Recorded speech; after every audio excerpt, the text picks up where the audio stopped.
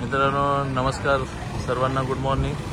हे बघा, ही सीएनजीची लाईन लागलेली आहे आणि इथे आता मोठा अपघात झालेला आहे। एक दुचाकी आणि एक इनोवा कार, पोलीस सुद्धा घटनास्थळी उपस्थित झालेले आहेत। सीएनजीची लाईन पाहू शकता आपण किती लांब आहे आणि इथे आत्ताच अपघात झालेला आहे। पोलीस घटनास्थळी उपस्थित आहेत। सीएनजीच्या लाईनीवर कोणत्या प्रकारचा अंकुश या पेट्रोल पंप चालकांचा नाही आहे।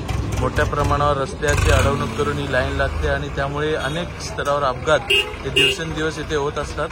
आता दोन मुलं त्या इनोवा गाडीवर आदळली आणि एक मोठा अपघात घटनास्थळी झाला। घटनास्थळी पोलीस सुद्धा उपस्थित आहेत। शृंगारदेवी बाजारपेठ, तारीख आहे 19 मे आणि या सीएनजी लाईनमुळे हा अपघात झालेला आहे। धन्यवाद। ही आहे अपघात झालेली ॲक्सेस गाडी। हिची अवस्था तुम्ही पाहू शकता, एकदम डेंजर झोनमध्ये आहे। नवीनच गाडी आहे।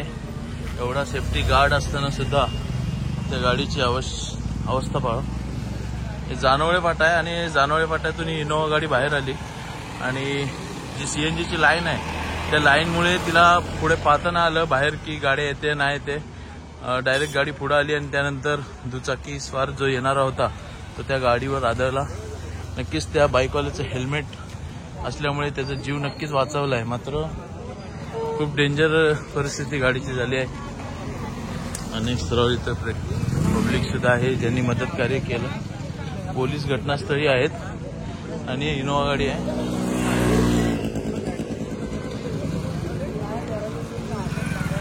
ही सीएनजीची लाईन आहे, त्याच्यावर कोणत्या प्रकारचा अंकुश सीएनजी पंप चालकांचा नाही आहे।